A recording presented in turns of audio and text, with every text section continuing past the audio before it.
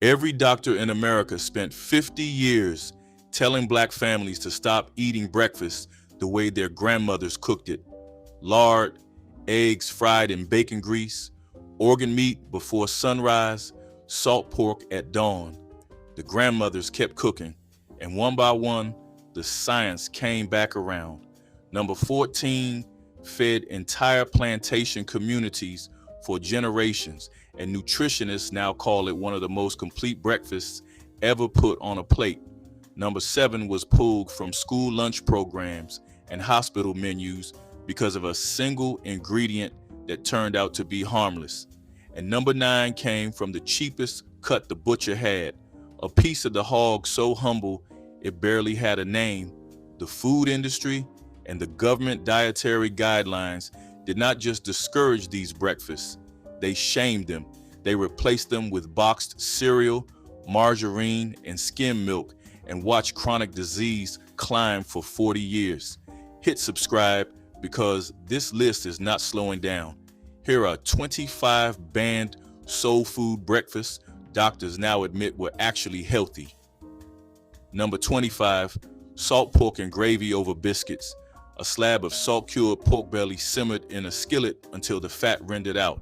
Then flour stirred into the drippings to make a thick white gravy poured over split biscuits. Doctors put salt pork at the top of the list. Sodium, saturated fat, cured meat. Every dietary guideline published after 1970 treated it like poison on a plate. Salt pork is slow-rendered collagen and fat that delivers concentrated energy in a small portion. The gravy made from its drippings carries fat-soluble nutrients into the biscuit, and the salt itself was doing real work in bodies that sweated through manual labor before the sun came up. A field hand burning 4,000 calories before noon needed sodium replacement, not restriction. The biscuit underneath provided the starch. The gravy provided the fuel. The whole plate cost almost nothing and held a working body upright until the midday meal. The doctors were writing guidelines for office workers. The kitchen was feeding people who worked the land. Number 24, hog brains and scrambled eggs. This is the one that makes people stop chewing. Scrambled eggs mixed with hog brains, cooked low and slow in a cast iron skillet until the whole thing went soft and creamy. The cholesterol content alone was enough to put it on the banned list. One serving had more cholesterol than what the government said a person should eat in 3 days. So families stopped, or they kept cooking it and stopped talking about it. What the dietary guidelines missed, dietary cholesterol from whole foods does not raise blood cholesterol the way they assumed. The body adjusts its own production. Hog brains are dense with omega-3 fatty acids, B12, and phosphatidylcholine, a compound that supports memory. The breakfast that sounded the most dangerous may have been feeding the brain exactly what it needed. Number 23, fried salt herring at breakfast. A whole salt-cured herring soaked overnight in water, dredged in cornmeal, and fried in a cast iron skillet until the skin crackled and the bones went soft enough to chew. Doctors saw preserved fish fried in fat and called it a sodium disaster. The herring was loaded with omega-3 fatty acids, and the salt cure preserved them instead of destroying them the way high-heat industrial processing does. The soft, edible bones delivered calcium directly. The cornmeal crust added fiber and slow-burning starch. A single fried herring with a piece of cornbread and a cup of coffee gave a body protein, essential fats, and minerals before the workday started, all from a fish that cost pennies and kept for weeks without refrigeration.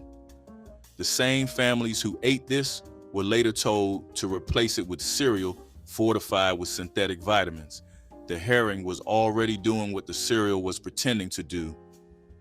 Number 22, hoe cakes cooked in lard, cornmeal mixed with water and a pinch of salt, shaped by hand into flat cakes and fried in a skillet of hot lard until both sides turned golden brown and the edges crisped. The name came from field workers who cooked them on the flat blade of a hoe over an open fire. Nutritionists dismissed hoe cakes as empty carbohydrates fried in animal fat, the worst combination on every chart they printed.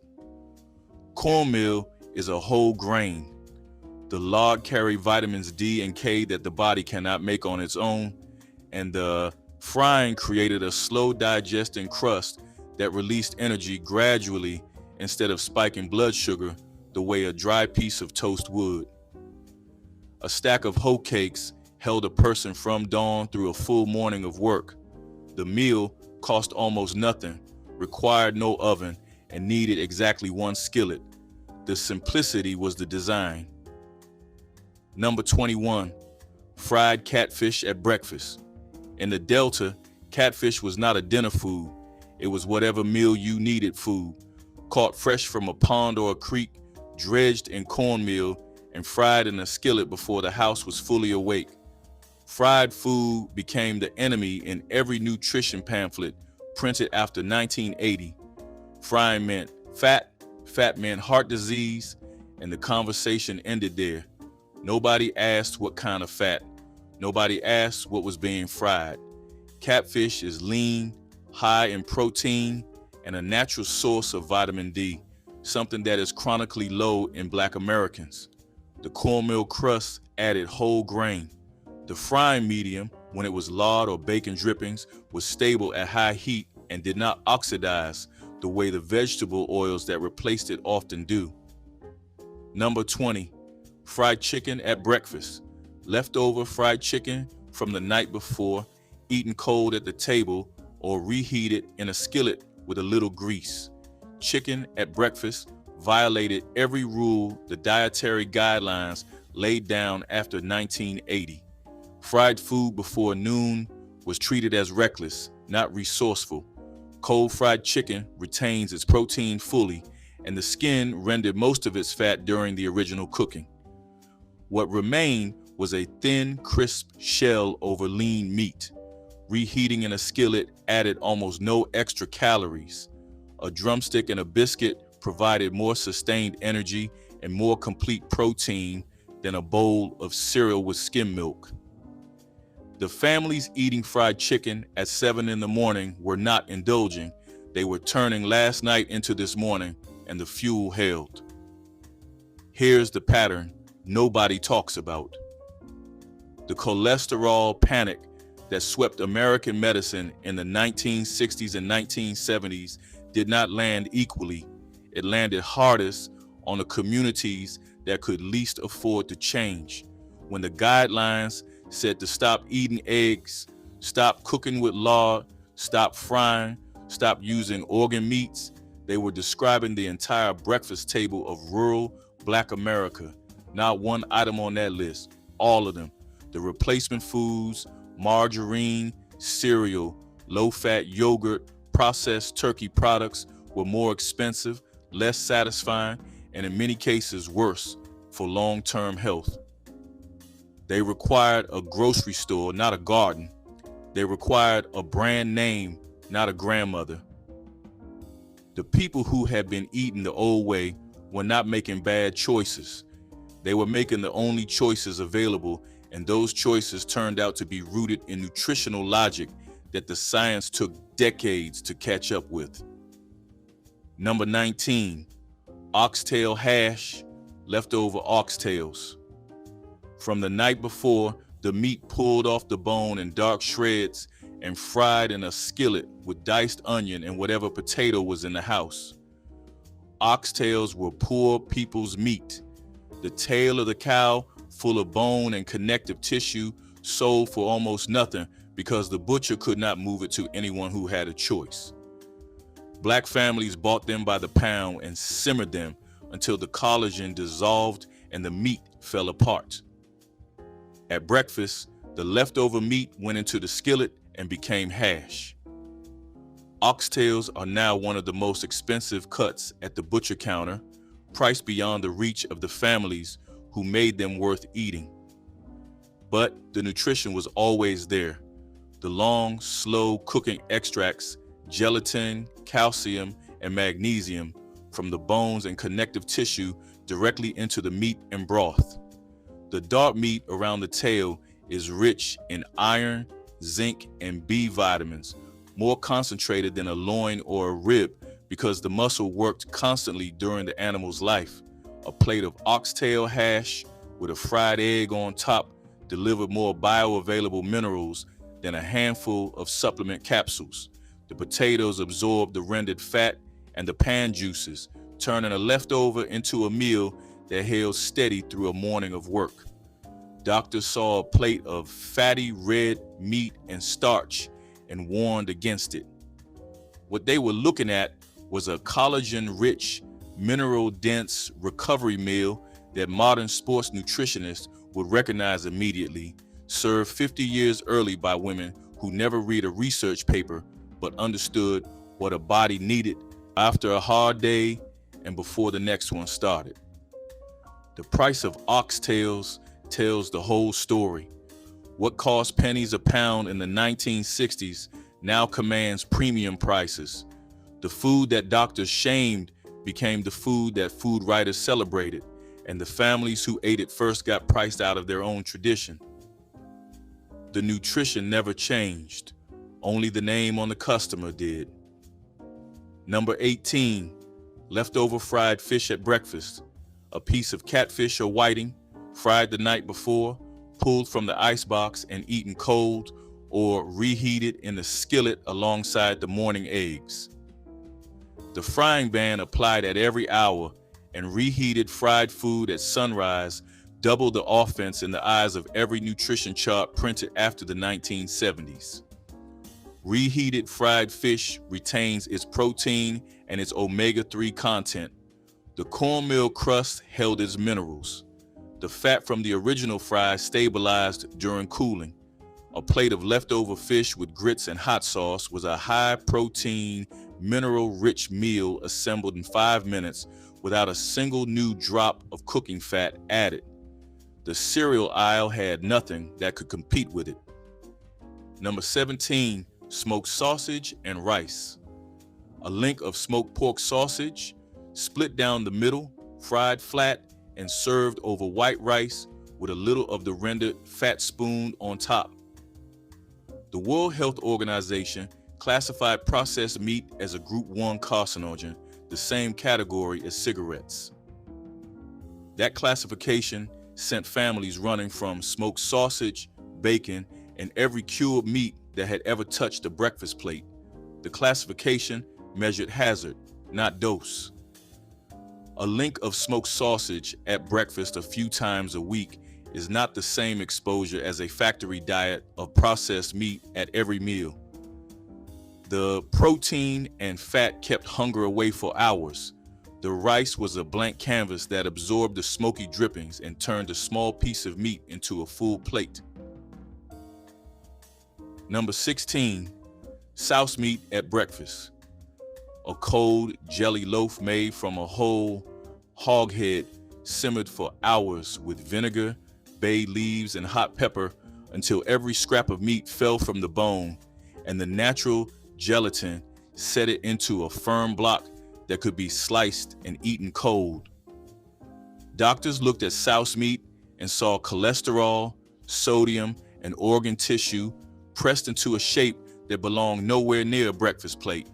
The gelatin holding it together is pure collagen, the same protein now sold in expensive powder form as a joint and gut supplement.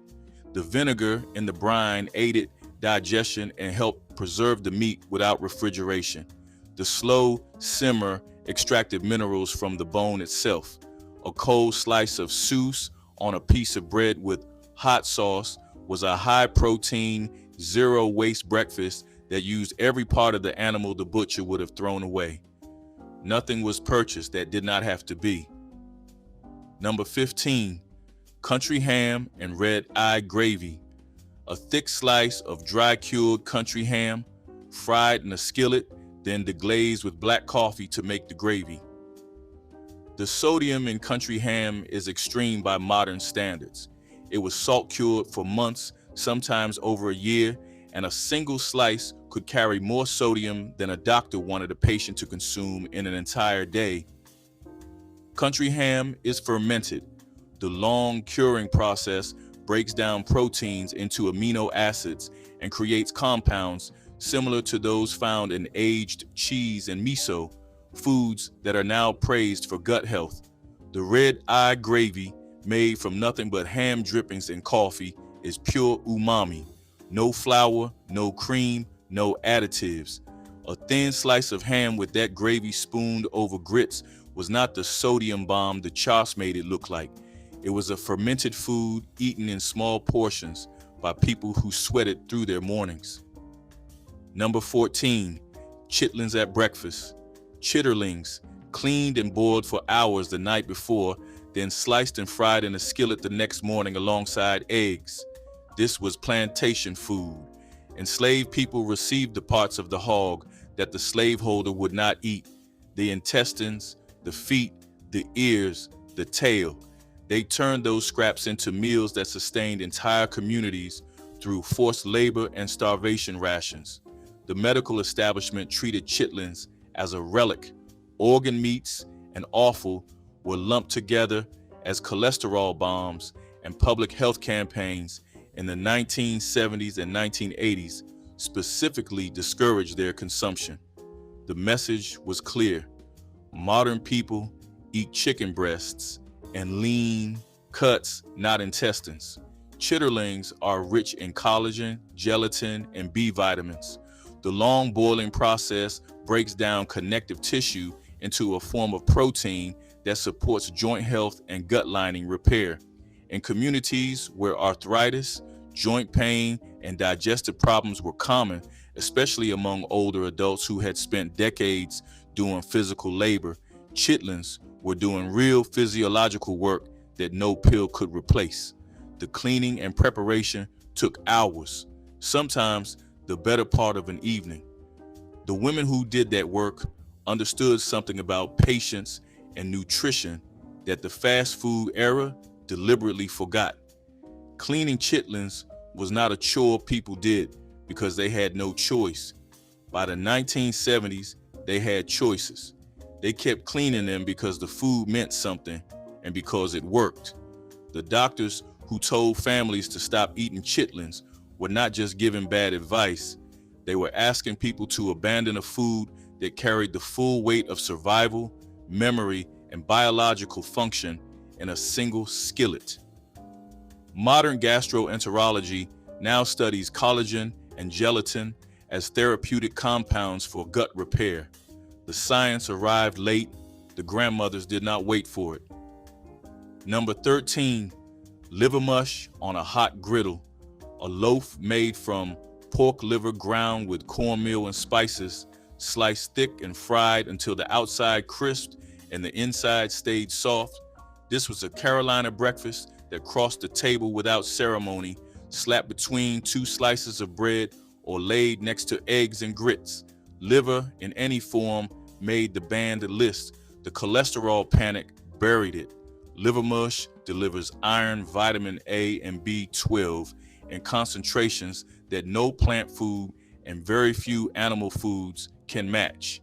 The cornmeal binding adds fiber and whole grain minerals. A single fried slice carried more bioavailable iron than a bowl of fortified cereal, absorbed faster because the vitamin C from the hot sauce most people poured over it helped the body pull the mineral in. The people frying liver mush at dawn were correcting an iron deficiency before anyone handed them a diagnosis. Between 1980 and 2000, the rates of type 2 diabetes and heart disease among Black Americans climbed steadily. During that same period, the traditional soul food breakfast was being systematically replaced by the foods that the dietary guidelines approved: sugary cereals, margarine made from hydrogenated vegetable oil, egg substitutes, fat-free milk. The communities that followed the guidelines most faithfully got sicker. The old breakfast table had fat, had salt, had organ meat. The new one had corn syrup, trans fats, and a nutrition label that looked clean on paper. The grandmothers who never switched to margarine, never bought skim milk, never stopped frying in lard, did not see the same spike. This is not a coincidence, and the medical establishment knows it now, even if the apology has been slow in coming. The data was always there. The willingness to read it was not. Number 12, pork rinds and scrambled eggs. Fried pork skin, crumbled into scrambled eggs and cooked together in a cast iron skillet. The texture was salt and crunch folded into soft egg. Pork rinds were treated as junk food, a gas station snack, something to be embarrassed about at a breakfast table where the nutrition pamphlet was trying to take hold. Pork rinds are almost pure protein and fat with zero carbohydrates. They contain collagen and glycine, amino acids that modern supplement companies now sell in expensive powder form. The eggs added choline, B vitamins, and complete protein. Together they made a zero-carb, high-protein breakfast that kept blood sugar flat for hours. A bag cost less than a box of granola. The nutritional profile was better. The only thing working against it was the name on the packaging. Number 11, stewed beef tripe and grits. Honeycomb tripe simmered low with onion, garlic, and a bay leaf until the rubbery texture softened into something that pulled apart between the teeth. Ladled over grits, the broth soaked in and turned the whole bowl into a single rich bite. Tripe was stomach lining. That alone was enough to remove it from every approved breakfast list ever printed. Tripe is almost pure collagen and protein with very little fat. The slow stewing converts the collagen into gelatin, the same compound sold in powder form for joint support and gut health. A bowl of tripe and grits deliver more digestible protein per calorie than a plate of scrambled eggs, and it cost a fraction of what the butcher charged for the cuts the doctors approved. The people eating tripe for breakfast were not settling. They were getting more nutrition per dollar than anyone shopping the meat case. Number 10, buttermilk drunk cold from the glass. Not the thick cultured product sold in stores now, but the thin, tangy liquid left behind after churning butter by hand. It came out of the churn cool and slightly sour, and children drank it straight or crumbled cornbread into it and ate it with a spoon before school.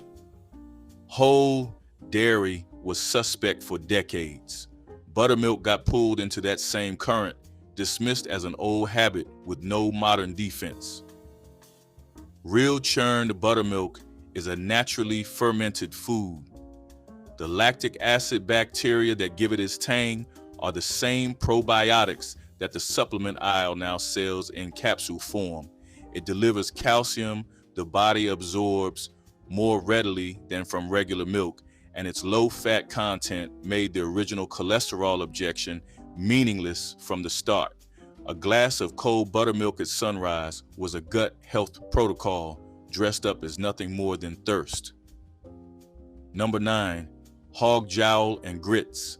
The cheek of the hog, cured or smoked, sliced thin and fried until the fat rendered out and the edges crisp like thick-cut bacon. The jowl went on the plate next to a mound of grits cooked in water with a pinch of salt, and the rendered fat from the pan went on top. Hog jowl was the cut that sat at the bottom of the price list, below bacon, below fatback, below everything the butcher could sell by name. Doctors treated it as pure saturated fat with no redeeming value. Hog jowl is marbled with the same mono-unsaturated fat found in olive oil. The meat around the jaw is dense, flavorful, and carries more protein per strip than commercial bacon because the muscle worked with every chew the animal took during his life. The grits underneath absorbed the drippings and turned a scrap cut into a full plate. The jowl cost almost nothing. The breakfast it built lasted all morning. Number 8, bone marrow on biscuits. A roasted marrow bone cracked open at the table, the soft golden fat scooped out with a spoon and spread across a hot biscuit like butter. This was not restaurant food. This was what happened when the soup bones from the night before still had marrow inside and the morning needed fat on the table. Doctors classified marrow as concentrated cholesterol and told patients to leave it in the bone.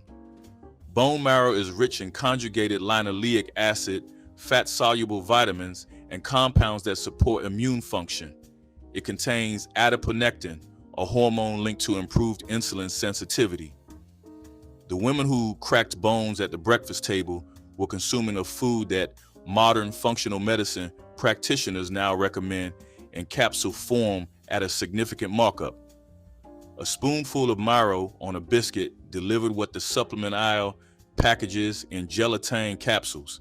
The only difference was the price and who was doing the eating. Number 7, stewed kidneys over rice. Pork or beef kidneys, trimmed and soaked in cold salted water for hours to pull the bitterness out, then sliced thin and simmered with onions in a shallow broth until everything went soft. Ladled over rice with a piece of cornbread on the side.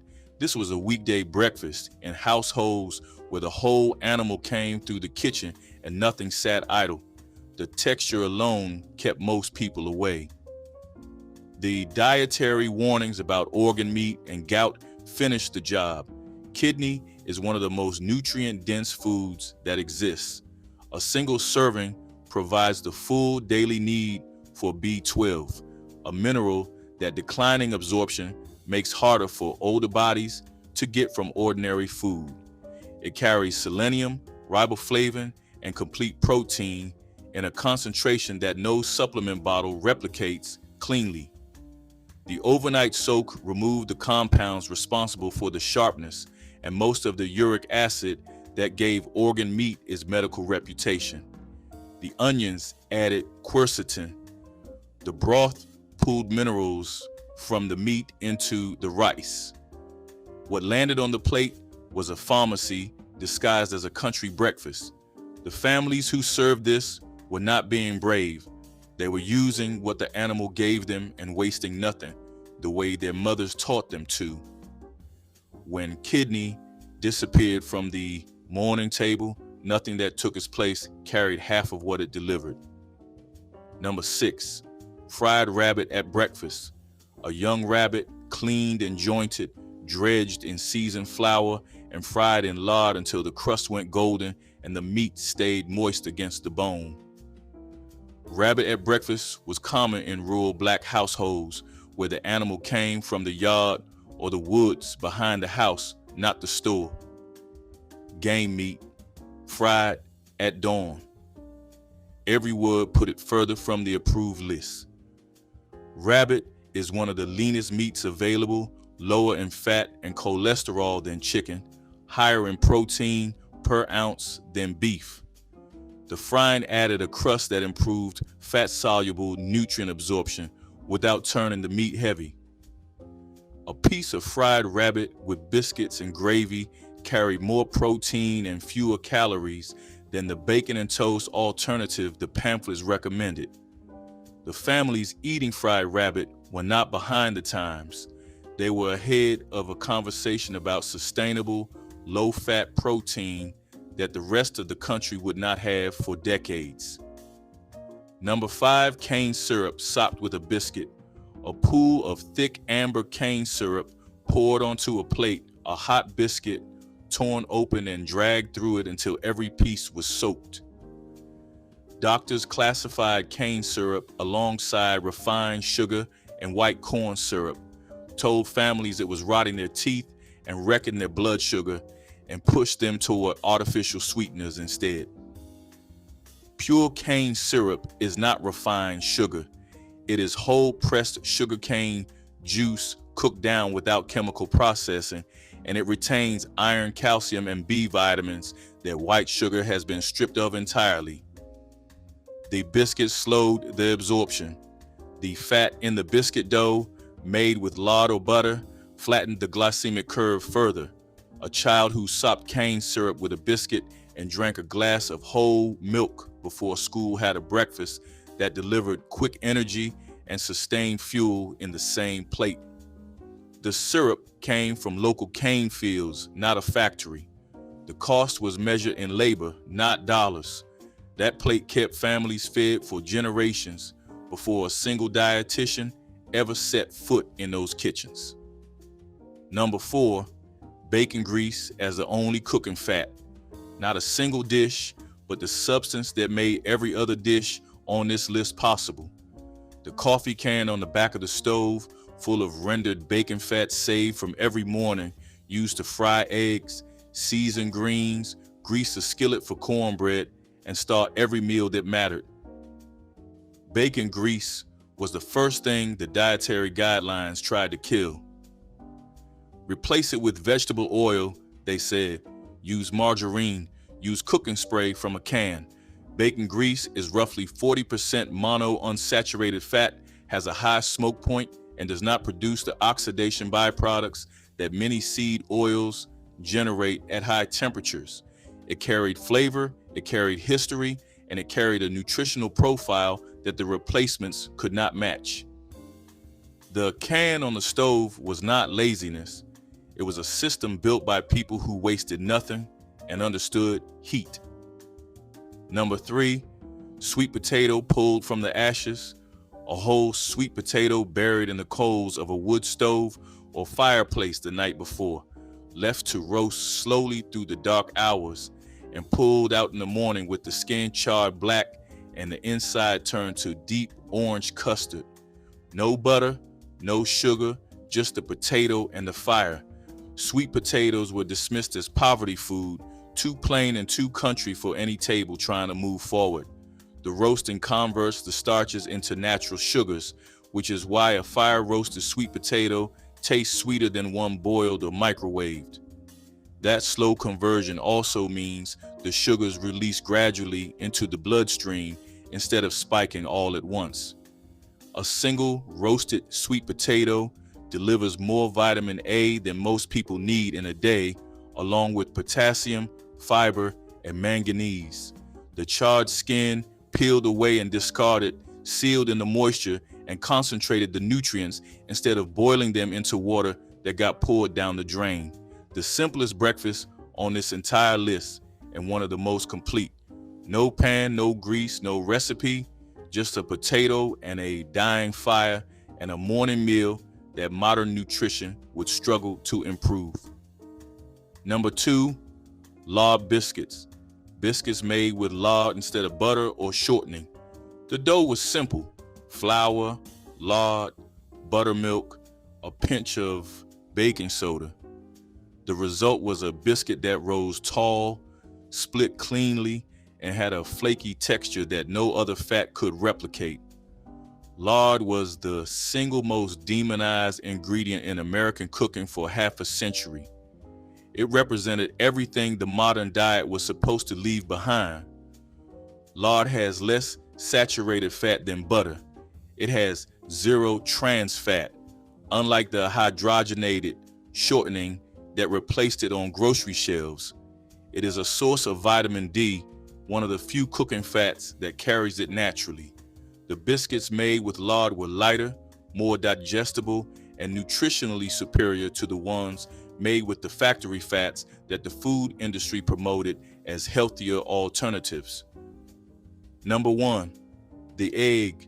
2 eggs, cracked into a cast iron skillet with a spoonful of bacon grease, cooked until the white set and the yolk stayed soft. This was the most common breakfast in Black America for 100 years, and for 50 of those years, doctors called it dangerous. Eggs were the centerpiece of the cholesterol war. The American Heart Association told people to limit themselves to 3 eggs per week, then 2, then to consider egg white only substitutes. Entire product lines were built around the idea that the yolk was a slow-acting threat to every artery in the body. The yolk contains choline, a nutrient essential for brain function and liver health that most Americans still do not get enough of. It carries lutein and zeaxanthin for eye health, fat-soluble vitamins A, D, E, and K, and complete protein in a form the body absorbs almost entirely. The dietary guidelines quietly reversed their position. No more weekly limit, no more warning labels. The egg was never the enemy. The enemy was a set of assumptions that treated the breakfast table of an entire people as a medical problem to be solved, when it was a tradition that had already solved the problem of feeding families well on almost nothing. Catfish and grits gave weekend mornings a soulful edge, pairing crisp fried fish with creamy stone-ground grits in a combination that felt both rustic and celebratory. Fresh river catfish fillets were seasoned with salt, pepper, and a dusting of cornmeal before sliding into hot oil where they sizzled to a golden brown. The grits simmered slowly on the stove, enriched with butter and a touch of cream for a silky texture that balanced the crunch of the fish. Families often gathered around big skillets of catfish on Sundays after church, turning breakfast into a communal event. Some added a squeeze of lemon or a dash of hot sauce to brighten the flavors, while others served sliced tomatoes or greens on the side. Catfish and grits carried the heritage of southern waterways and the ingenuity of African-American cooks who transformed local catches into a beloved morning feast that satisfied hunger and celebrated the bounty of rivers and farms alike. Okra fritters were once a common breakfast food that made use of one of the most iconic crops in African-American gardens. Fresh okra would be chopped, mixed with cornmeal and seasoning, and fried in small patties until golden brown. The result was crisp on the outside, tender on the inside, and full of earthy flavor that paired perfectly with hot coffee or milk. For families, okra fritters were both affordable and filling, using whatever the garden provided in abundance. They could be eaten plain with cane syrup or alongside eggs, making them versatile as well as practical. The dish reflected the deep agricultural roots of African American communities, where nothing grown went to waste. It was also a way of starting the day with something satisfying before long hours of labor.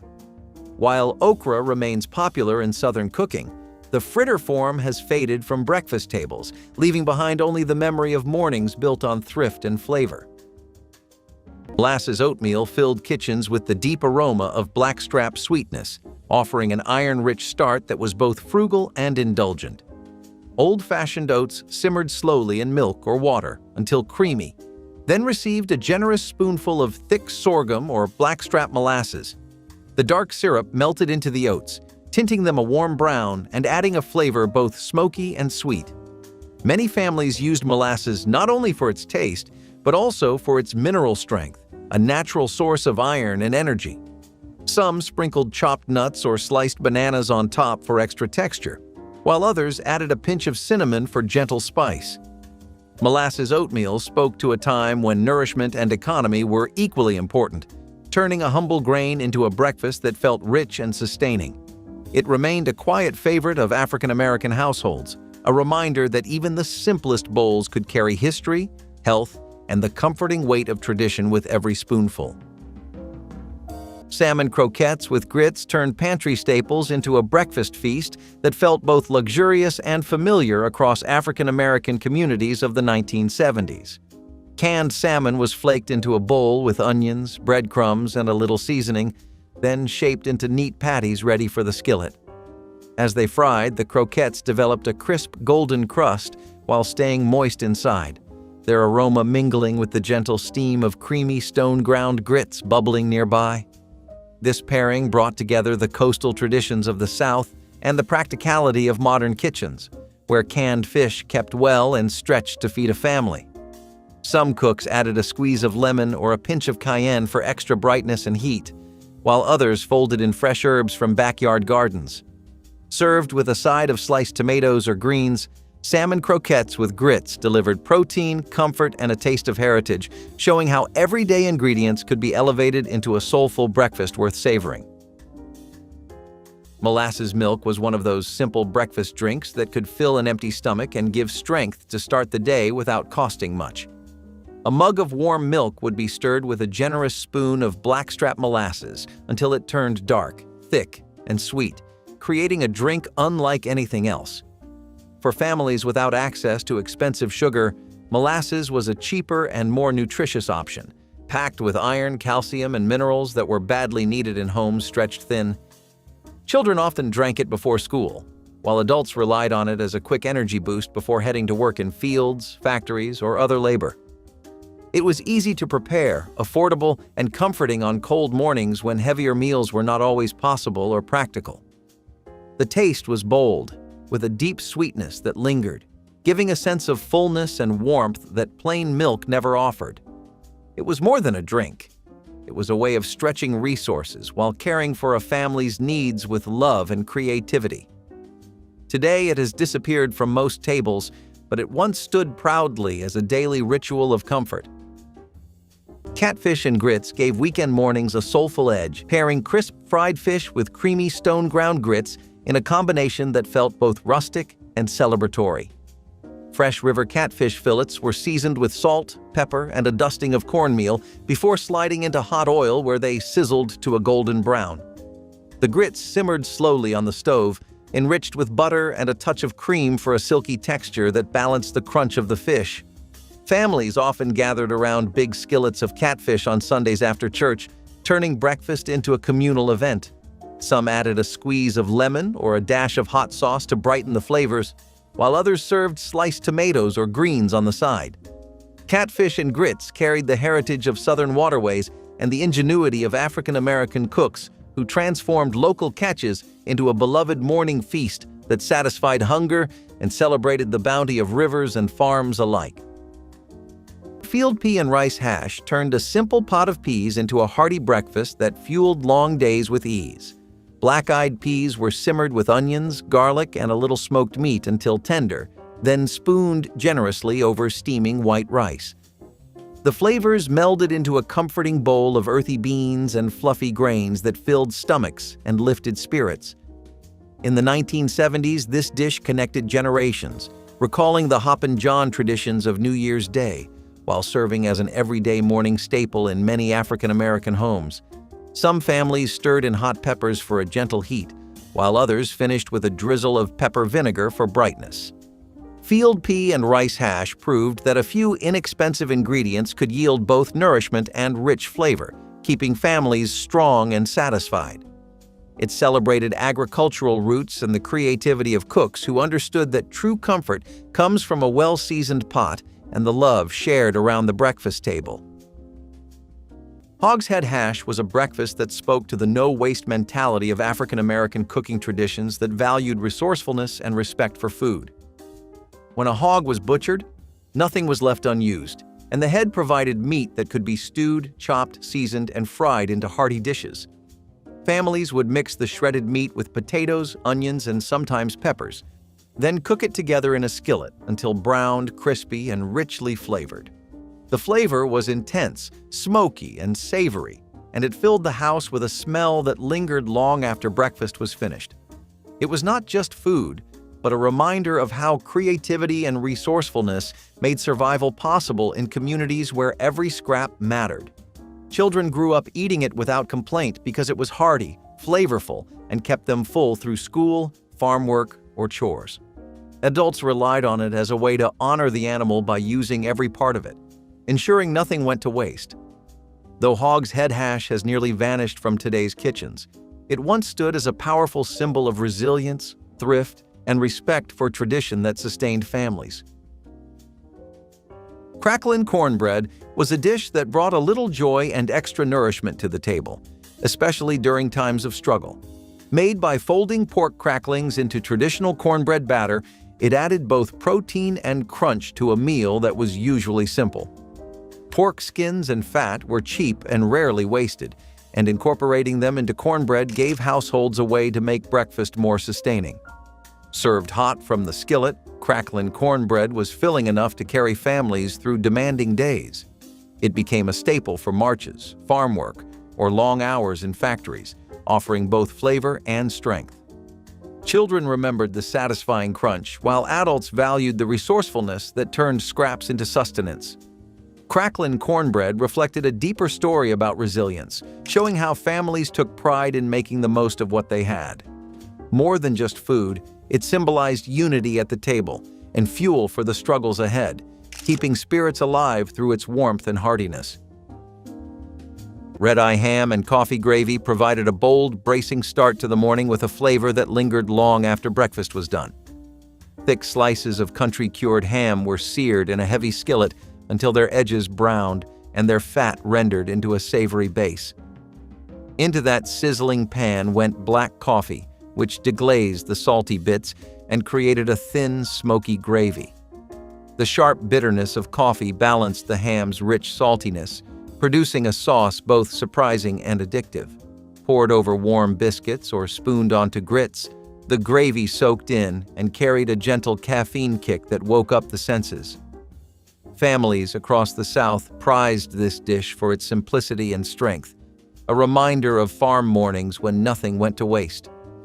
Red-eye ham and coffee gravy reflected the ingenuity of African-American cooks who transformed pantry basics into something unforgettable, a breakfast that spoke of resilience and tradition with every deep, savory bite. Sweet potato coffee cake was a breakfast that carried warmth, thrift, and community in every slice. Families would mash leftover sweet potatoes into the batter, seasoning it with cinnamon, nutmeg, and sometimes cloves before baking it in heavy cast-iron pans that gave it a perfect crust.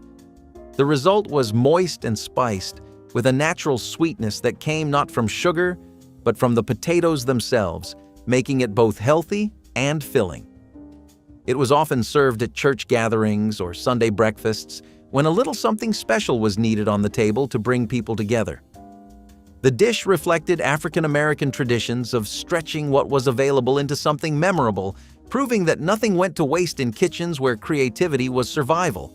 Sweet potatoes were plentiful and affordable, making them an easy way to feed a family while also adding vitamins and nourishment to the meal. The cake was often paired with coffee, hot milk, or even molasses drinks, making it a centerpiece of mornings that were simple yet comforting. Though it is rarely baked today, this coffee cake once carried generations through hard times and sweet mornings alike, leaving memories of warmth, family, and resilience with every bite. Cold cornbread and milk was often called the poor man's cereal, but it was more than a label. It was a lifeline. Day-old cornbread, often too dry to eat on its own, was crumbled into bowls and covered with milk or buttermilk, creating a filling meal that could be eaten quickly before school or work. For children, it was breakfast. For adults, it was sometimes supper, proving its versatility. It carried a tangy, comforting flavor that became familiar in many Southern households. What made it special was not the taste alone, but the reminder that nothing was wasted, not even stale bread. In communities with little to spare, this dish represented survival and practicality.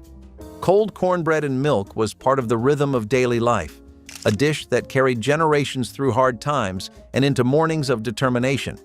Even with its simplicity, it gave people what they needed to keep going during days that demanded courage and endurance. Molasses oatmeal filled kitchens with the deep aroma of blackstrap sweetness, offering an iron-rich start that was both frugal and indulgent.